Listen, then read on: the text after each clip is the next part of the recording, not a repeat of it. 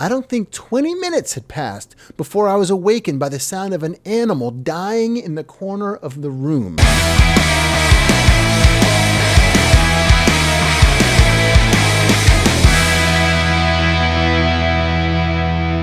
What is happening, roadies? Welcome back to yet another Storytime Friday here at Roadie Free Radio. Of course, I'm reading from the book Hell on Wheels, a Tour Stories Compilation by Greg Jacobs. Thank you so much for tuning in and coming back. If this is your first time, this is what we do here every Friday. I read a chapter out of this fantastic book about a band out on the road and their shenanigans that ensued. Sometimes the story is told by the artist. Sometimes, as in today's example, it is told by a crew member. So, thank you for being here. It's been a lot of fun doing this stuff. I thank you all for liking and subscribing. We're having a good time doing this. If you want to pick up a copy of this book, you can do so by following the Amazon link below. That will take you to a used copy of this book. If you want to wait just a couple more months, the University of Hell Press will be re-releasing this book with several new stories that Greg did and that he captured, and you can do that. You can get two copies. You can get this used copy and the new version, whatever you want to do. Also, of course, I have to give a shout out to the sponsor of this series, One of One Productions, the podcast solutions company. You can go to B&H. You can go to Amazon. I say it all the time. Hell, you can go to FAO Schwartz if they were still around. Pick yourself up some microphone. Go to Staples and get some cheapo microphone or whatever it is to start your show. That's fine. That's great. But if you really want to do it right, if you're starting your show or you're taking your current show to the next level, why not go to some audio professionals who can help you buy the right stuff? They've got everything from microphones, headphones, music stands, mic stands, storage recorders, interfaces, storage solutions, everything you need to podcast and podcast at a professional level. So do it. Use the link in the description, oneofoneproductions.com, and use the code ROADIEFREE when you check out. All right, here we go with God Machine, as told by Phil Beaumont, the road manager. So, we're 3 weeks into a tour of a very wet England. We finally have a night off in Liverpool and actually a decent hotel to stay in. 3-star quality at 5-star prices, but decent nonetheless.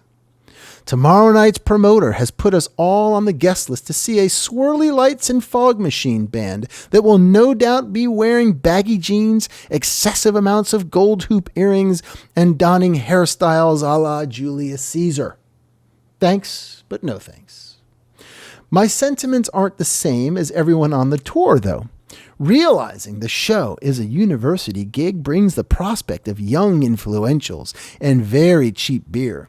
So the two guys I share a room with decide to go for the sake of a good piss-up. Perfect for me. The room to myself means I only have to smell my own farts, watch the shitty TV program of my own choice, and spend as long as I want in the bath. This I do, and after a bit of relieving quality time with myself, I fall merrily to sleep.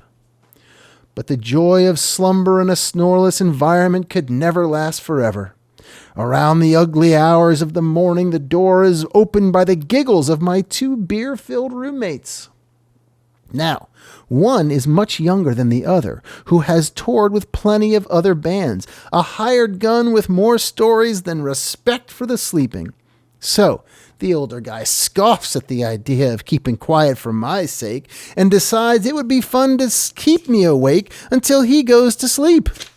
So, sure enough, the two drunken idiots are snoring away long before I can get cozy in my dreamland. I don't think 20 minutes passed before I was awakened by the sound of an animal dying in the corner of the room. Now my dog in the middle of this story has decided to chew his chew toy. A worrying sound at the best of times, but when you realize it's the sound of your buddy learning how to puke, it's both unnerving and amusing at the same time. I sit up to make sure he's lying on his side and not pulling a Bonzo Janus Bon Scott at all, and wait until he passes out again. 10 minutes later, it's the sound of rain in the corner of the room. Once again, it is the younger of the two drunks. He must have decided, unconscious as he was, that if he couldn't be rid of liquid through his mouth, a steady stream from the bowels would do the trick. Ah, the sweet smell of revenge, I thought, when I realized he was pissing into my other roommate's luggage.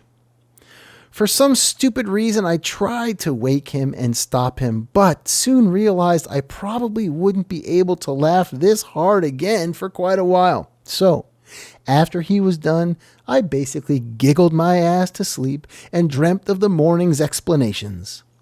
After planting the seed in their minds that the strange smell in the room might be the subtle blend of urine on cotton, I split for a nice greasy breakfast.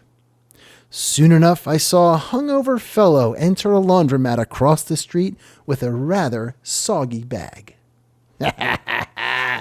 God Machine. Thank you, Phil Beaumont. That is a fantastic story. Guys, pick up a copy of this book. Use that Amazon link. I mean, they're fun stories. Or you tune in here every week and I'll just read them to you. What the hell? Listen, stay tuned next week. We got Kill Sybil. I'll be talking about Kill Sybil's story. Listen, if you want to help a crew member in need, a live touring pro who is suffering out there right now, you can do so by heading over to roadiefreeradio.com, picking up a button, a sticker, a magnet, or a keychain, and a portion of those proceeds will go to roadiecare.com or musiccares.org to help a touring professional in need during this time.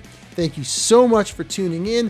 Thank you for subscribing, liking this video, liking this episode, the whole deal. You know what you're doing. Stay happy, stay healthy, stay safe. I will see you next week, and I will see you down the road.